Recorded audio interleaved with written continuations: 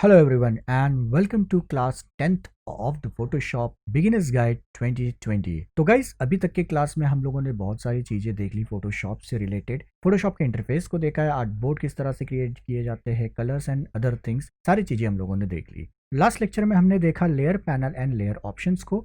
ये लेयर जब आप ओपन करते हैं तो उसमें जो अवेलेबल ऑप्शंस हैं वो बेसिकली किस तरह से काम करते हैं। तो इन डेप्थ हम लोगों ने वहाँ पे सारे ऑप्शंस को देख लिया था। कुछ चीज़ें हैं जो उसमें पेंडिंग है, बट वो हम लोग आगे आने वाले क्लास में देखेंगे। जैसे जैसे हम लोग आर्टवर्क्स और बाकी के टूल्स को देखते जाएंगे तो उन सारे ऑप्शंस को भी हम लोग एक्सप्लोर करते जाएंगे एंड बीच बीच में उन सभी चीज़ों को मैं एक्सप्लेन करते जाऊंगा। तो आज की क्लास से कमिंग कुछ क्लासेस तक हम लोग यहाँ पे देखेंगे टूल बार को, किस तरह के टूल्स फोटोशॉप के अंदर आपको मिल जाते हैं और इन टूल्स को किस तरह से यूज़ किया जाता है, इनके सारे ऑप्शंस को हम लोग बेसिकली एक्सप्लोर करेंगे और इन्हें हम लोग प्रैक्टिकल कुछ एग्जाम्पल्स के साथ में यूज़ करना सीखेंगे। हर टूल की प्रॉपर नॉलेज होना और उसे किस तरह से यूज़ किया जाता है ये हर आर्टिस्ट के लिए बहुत ज़्यादा ज़रूरी है। अगर आप एक फ़ोटोशॉप आर्टिस्ट है या फ़ोटोशॉप में काम कर रहे हैं तो आपको हर टूल के बारे में जानकारी होनी चाहिए। So hello guys, welcome to GFX Gyan. मैं हूं आपका इंस्ट्रक्टर रोशन। चलिए स्टार्ट करते हैं इस वीडियो को बिना टाइम वेस्ट किए।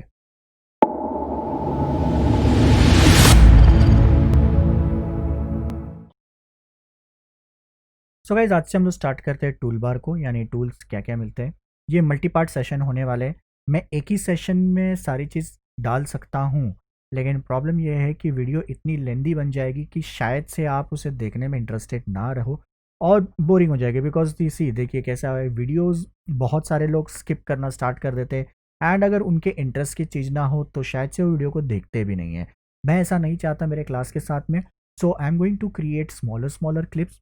ज़्यादा बड़े वीडियोस नहीं मैं बनाऊंगा एंड एक एक करके ऑप्शंस या एक ही साथ में अगर मैं 2-3 ऑप्शंस को या टूल्स को मैं अगर यहाँ पे एक्सप्लेन कर सकूँ तो वो भी मैं करूँगा। इसलिए मैं इसे मल्टी पार्ट में बनाना चाहता हूँ ताकि आपका भी इंटरेस्ट बना रहे, आप छोटे क्लिप्स को इजीली देख देख के आगे सीखते जा सके एंड मैं मैक्सिमम उसके अंदर उसे एक्सप्लेन भी कर सकूँ।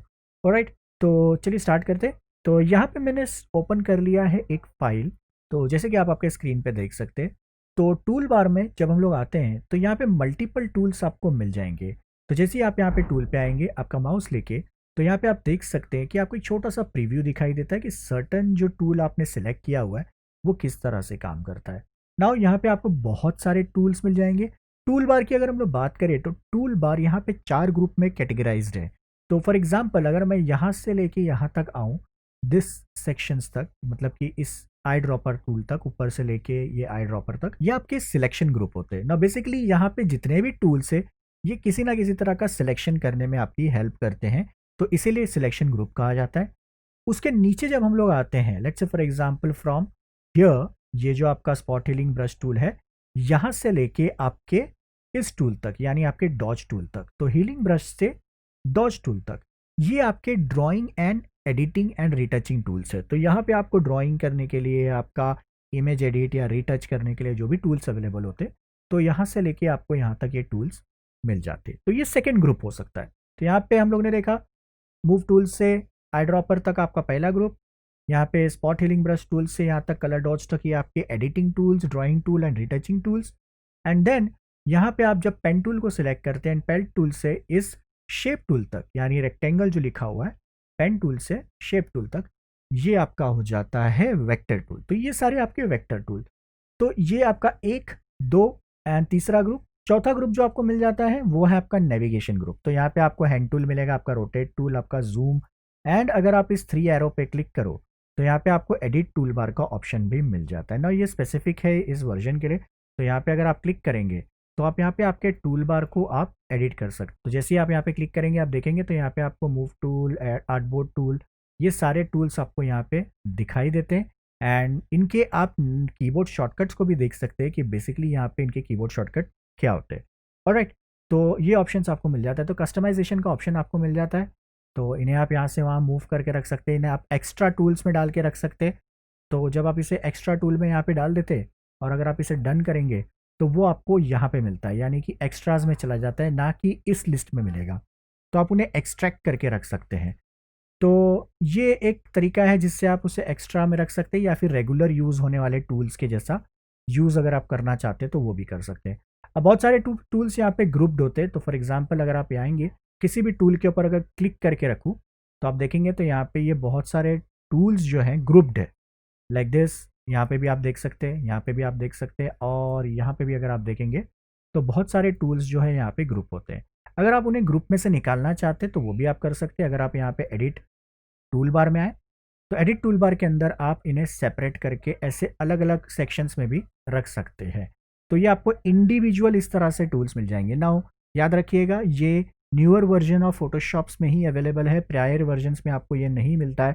तो ये अगर आप टूल बार को एडिट करना चाहते हैं तो ये प्रीवियस वर्जन्स में आपको नहीं मिलेगा, ये करंट वर्जन्स में ही या लेटेस्ट जो आने वाले वर्जन्स हैं उन्हीं के अंदर आपको ये मिल जाएगा।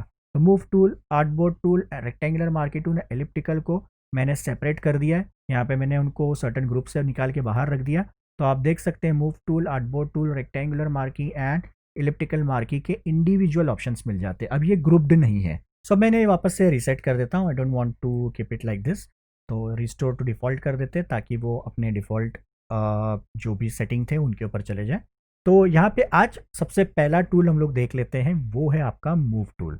मूव टूल बेसिकली कैसे काम करता है ना, जैसे कि नाम बता रहा है मूव टूल, तो ऑब्वियसली किसी ना किसी चीज़ को मूव करने के काम आता है। तो अगर हम लोग इसे यहाँ से सिलेक्ट कर ले, इसका कीबोर्ड शॉर्टकट है वी, तो आप कीबोर्ड पे वी दबा के भी इसे सिलेक्ट कर सकते हैं।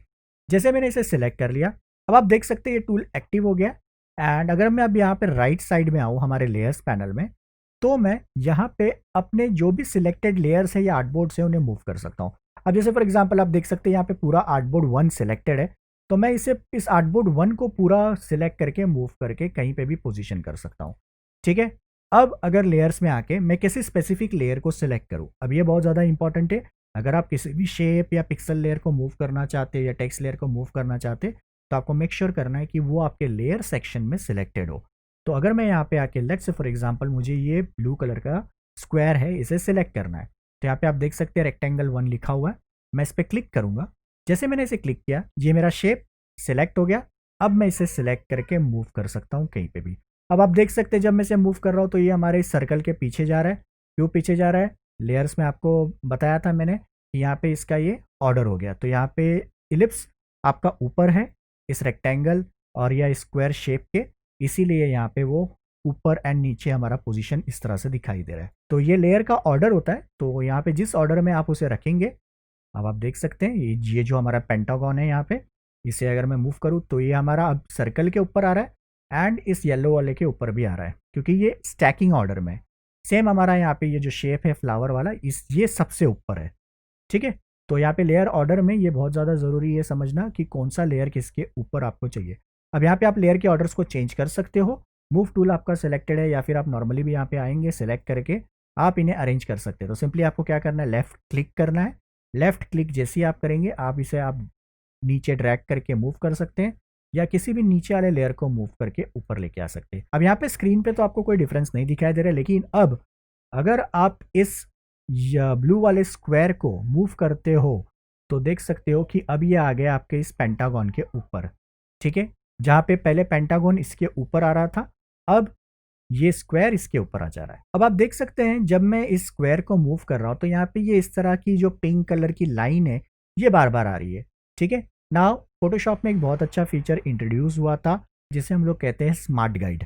तो ये ऑप्शन आपको बताता है अगर कोई भी नियरेस्ट ऑब्जेक्ट है या फिर उसके बाजू में या नीचे या कहीं पे भी सीन में, अगर वो उसके किसी भी अलाइनमेंट में आता है, लेट्स से फॉर एग्जांपल अगर मैं इसे मूव करूं और मैं जैसे नीचे इसे लेके आता हूं, आप देख सकते हैं तो ये यहाँ पे जो मेरा स्क्वायर है ये सर्कल के अलाइनमेंट में आ गया है एंड नीचे वाला जो हमारा पेंटागन है उसके एग्जैक्ट सेंटर में आ गया है। तो यहाँ पे 2 लाइन आ गई जो बता रहा है कि आप इन दोनों शेप के इन अलाइनमेंट्स में आप आ चुके हो, कि आपको उसे रखना है यस या नो आपके ऊपर है, आप उसे चूज कर सकते हैं।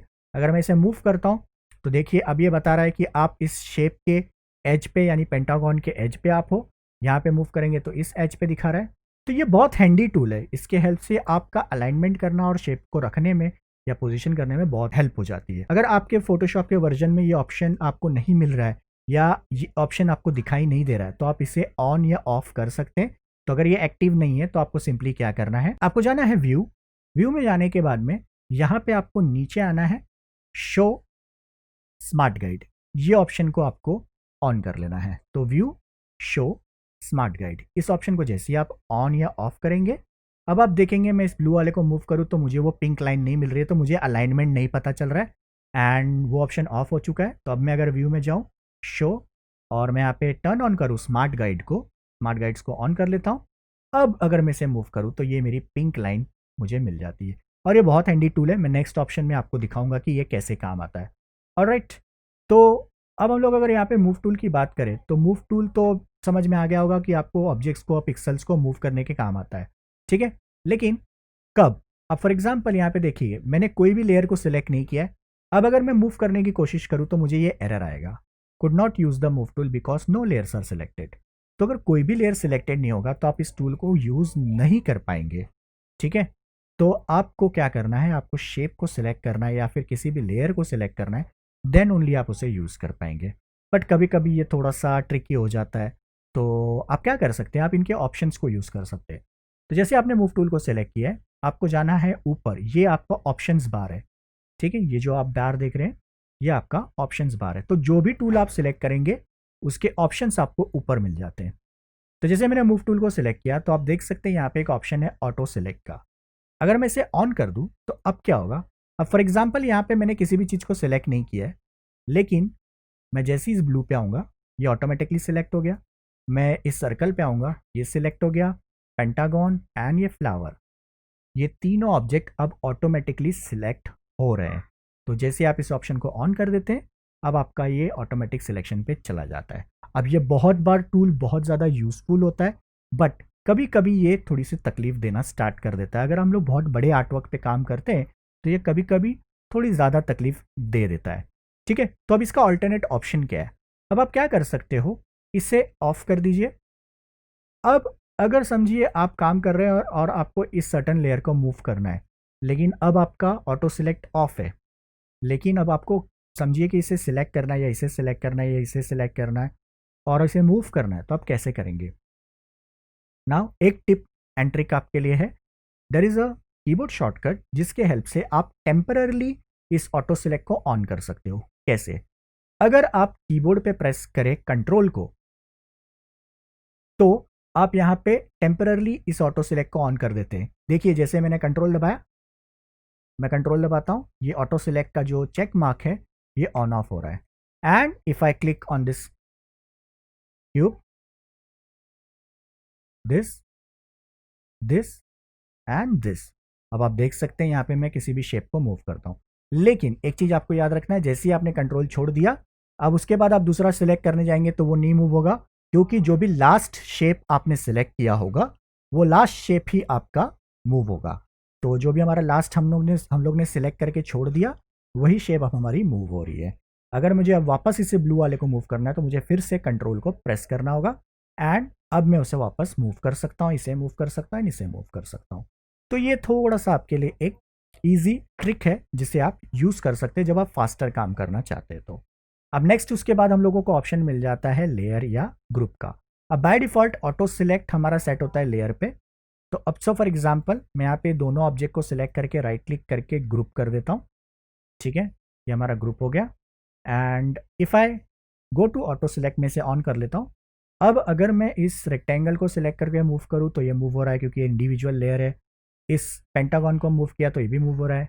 अब अगर मैं यहाँ पे आ जाऊँ, इस सर्कल को सिलेक्ट करता हूँ तो आप देख सकते हैं मैंने इसे ग्रुप में रखा हुआ है, लेकिन ये फिर भी इंडिविजुअली ही मूव होगा। लेकिन आप चाहते हैं कि जब भी आप इस ग्रुप को मूव करना चाहें तो ऑटो सिलेक्ट के थ्रू तो ये पूरा ग्रुप मूव होना चाहिए। तो आपको इसे ग्रुप पे डाल देना है। अब क्या होगा, अब ये भले मूव होगा, ये भले मूव होगा, लेकिन जब आप यहाँ पे आएंगे तो ये दोनों ऑब्जेक्ट मूव होंगे। क्यों? क्योंकि हम लोगों ने इसे ग्रुप पे रख दिया है। ऑलराइट, नेक्स्ट ऑप्शन जो हम लोगों को मिल जाता है शो ट्रांसफॉर्म कंट्रोल। ये भी बहुत हैंडी टूल होता है। लेट्स से फॉर एग्जांपल हम लोगों ने रेक्टेंगल 1 को सिलेक्ट कर लिया या हमारा स्क्वायर सिलेक्ट हो चुका है, हम लोग इसे शो ट्रांसफॉर्म कंट्रोल को ऑन करते हैं। जैसे हम लोगों ने इसे ऑन कर दिया अब हम लोग क्या कर सकते हैं, ऑब्जेक्ट को मूव तो कर ही सकते, लेकिन साथ ही साथ में आप देख सकते हैं यहाँ पे हम लोगों को ये छोटे छोटे स्क्वायर्स मिल जा रहे हैं। अब ये आपके ट्रांसफॉर्म बॉन्डिंग बॉक्स है, यानी कि यहाँ से आप क्या कर सकते हैं, अब आप ऑब्जेक्ट को स्केल कर सकते हैं, आप इसे रोटेट कर सकते हैं, ठीक है। और कुछ कीबोर्ड शॉर्टकट्स की हेल्प से आप इसे डिफॉर्म और डिस्टॉर्ट भी कर सकते हैं। नाउ यहाँ पे ये ऑप्शन कभी कभी बहुत ज़्यादा हैंडी हो जाता है, लेकिन अब प्रॉब्लम क्या है, आपने रोटेट कर लिया। चलिए अब हम लोग सिलेक्ट करते हैं सर्कल को। अब हम लोग सर्कल को या किसी और ऑब्जेक्ट को सिलेक्ट नहीं कर पा रहे। दूसरी चीज़, अगर आप ऊपर आएंगे देखेंगे तो ये हमारा जो ऑप्शंस बार है ये चेंज हो गया। ऑटो सिलेक्ट, हमारा लेयर, शो ट्रांसफॉर्म कंट्रोल, ये गायब हो गया। नाउ ये थोड़ा सा इस टूल का मुझे ड्रॉबैक लगता है, बिकॉज क्या हो गया, अगर आपने इसे गलती से भी कहीं पे भी किसी भी इस बॉक्स पे अगर आपने क्लिक कर दिया तो ये ऑब्जेक्ट चला जाता है ट्रांसफॉर्म मोड पे। यानी कि यहाँ पे फोटोशॉप को लगता है कि आप इस ऑब्जेक्ट को ट्रांसफॉर्म, यानी कि इसके स्केल, पोजीशन, रोटेशन को चेंज करना चाहते हैं। तो फोटोशॉप को लगता है कि आप इसे चेंजेस करना चाहते हैं, तो ये ऑटोमेटिकली मूव टूल से बाहर आके आ जाता है ट्रांसफॉर्म में। अब इसमें से बाहर कैसे आए? अगर आप कोई भी चेंजेस नहीं करना चाहते तो आप सिंपली कीबोर्ड पे एस्केप दबा सकते हैं, या फिर आप यहाँ पे आके क्लिक कर सकते हैं इस ऑप्शन पे कैंसल ट्रांसफॉर्म। या अगर आप ट्रांसफॉर्म अप्लाई करना चाहते, जैसे अगर आप लोगों ने इसे बड़ा कर दिया और आपने इसे रोटेट कर दिया और आप चाहते हैं कि आप इसे रोटेट और स्केल करके रखना चाहते हैं, तो आप इसे ओके कर सकते हैं। ठीक है, तो ये अब आपका फिक्स हो गया। अब आप देखेंगे तो हमारा शो ट्रांसफॉर्म कंट्रोल वापस आ गया, एंड हम लोग दूसरे शेप्स को भी सिलेक्ट कर सकते हैं। ऑलराइट, तो लेट मी अंडू, मैं इसे अंडू कर देता हूँ। तो ये कभी कभी बहुत हैंडी टूल होता है, बट कभी कभी तकलीफ देता है। तो मोस्टली मैं इस ऑप्शन को ऑफ ही रखता हूँ, क्योंकि अगर जब भी मुझे इसे ट्रांसफॉर्म करना होगा, मैं यहाँ से एडिट में से फ्री ट्रांसफॉर्म को यूज़ करूँगा, एंड फिर मैं इसे ट्रांसफॉर्म या स्केल रोटेट कर सकता हूँ। ठीक है, लेकिन अभी फ़िलहाल के लिए मैं इस शो ट्रांसफॉर्म ऑप्शन को बंद रखता हूँ। नेक्स्ट ऑप्शन हम लोगों को मिल जाता है यहाँ पे अलाइनमेंट का। तो ये जो आपको टैब्स दिखाई दे रहे हैं, ये अलाइनमेंट टैब्स है। अब इनको कैसे यूज़ करते हैं? अब आप देख सकते हैं यहाँ पे मैंने कुछ ऑब्जेक्ट्स लिए हुए, अभी कुछ भी हमारा लेयर सिलेक्टेड नहीं है, तो ये ऑप्शन ग्रे आउट हो गया है। अब यहाँ पे आपको मिल जाता है अलाइनमेंट ऑप्शंस। तो इन ऑप्शंस के हेल्प से आप ऑब्जेक्ट्स को अलाइन कर सकते हैं। जैसे कि आप देख सकते हैं यहाँ पे आपको मिल जाता है left edge alignment, centre horizontal, ठीक है, यहाँ पे राइट एज, ठीक है, फिर यहाँ पे आपको मिलता है डिस्ट्रीब्यूट वर्टिकली, फिर यहाँ पे आपको मिलता है top edge, centre and bottom with distribute horizontally. तो यहाँ पे alignment, distribute horizontal and vertical, दो ऑप्शंस आपको मिलेंगे। अब ये काम कैसे करता है? अब फॉर एग्जांपल आप यहाँ पे स्क्रीन पे देख सकते हैं, मैंने कुछ इस तरह से रेक्टेंगल बार्स तैयार किए हुए हैं। अब ये थोड़े आगे पीछे ऊपर नीचे रखे हुए हैं, मैं चाहता हूँ कि ये सब एक लाइन में आ जाए। तो आपको यहाँ पे मैन्युअली जाके किसी भी लेयर को ऐसे सेट करने की ज़रूरत नहीं है। आप सिंपली क्या कर सकते हैं, इन लेयर्स को सिलेक्ट कर सकते हैं एक, और अगर आप सारे लेयर्स को एक साथ सिलेक्ट करना चाहते हैं तो आपको किसी भी एक लेयर को सिलेक्ट करना है, शिफ्ट दबा के जहां तक भी आप लेयर को सिलेक्ट करना चाहते हैं आप वहां तक इसे सिलेक्ट कर लें। सिलेक्ट करने के बाद में अब आप क्या कर सकते हैं, यहाँ पे आके अलाइनमेंट्स चूज कर सकते हैं। अब लेट्स से फॉर एग्जांपल मुझे क्या करना है, ये जितने भी बार्स हैं वो सब एक हाइट पे आ जाने चाहिए। सो मैं यहाँ पे आके चूज करूंगा इस ऑप्शन को which says align top edges. तो अब ये क्या करेगा, जो सबसे ऊपर होगा, ठीक है, जो भी शेप सबसे ऊपर होगा उसके अलाइनमेंट में जाएगा। तो अब हमारे सिचुएशन में या हमारे सीन में कौन सा शेप सबसे ऊपर है, ये वाला। तो जैसे ही मैं यहाँ पे अलाइन करूँगा, अब आप देखेंगे हमारे जितने भी शेप्स है वो सब उसके बराबर आके यहाँ पे सेट हो जाएंगे इस तरह से। नेक्स्ट हम लोगों को यहाँ पे मिल जाता है लेफ्ट अलाइन, आप इसे प्रैक्टिस कर सकते हैं। राइट अलाइन, ठीक है, सेंटर अलाइनमेंट, तो सारे सेंटर में आ जाएंगे। डिस्ट्रीब्यूट वर्टिकली, तो यहाँ पे थोड़ा सा वो डिस्ट्रीब्यूशन होगा, फिर यहाँ पे इस तरह से आप लोग अलाइन कर देंगे, ठीक है। एंड यहाँ पे आप देख सकते हैं कि जो गैप्स है कहीं पे ज़्यादा है, कहीं पे कम है, कहीं पे मीडियम है। अगर आप इन्हें इक्वली डिस्ट्रीब्यूट भी करना चाहते हैं तो वो भी आप कर सकते हैं। तो सिंपली आपको क्या करना है, इस ऑप्शन पे आके क्लिक करना है विच सेज डिस्ट्रीब्यूट हॉरिजॉन्टली। तो अब ये क्या करेगा, सब सारे शेप्स को इवनली डिस्ट्रीब्यूट कर देता है। तो ये एक बहुत अच्छा ऑप्शन है जिसके हेल्प से आप अलाइनमेंट एंड डिस्ट्रीब्यूशंस कर सकते हैं।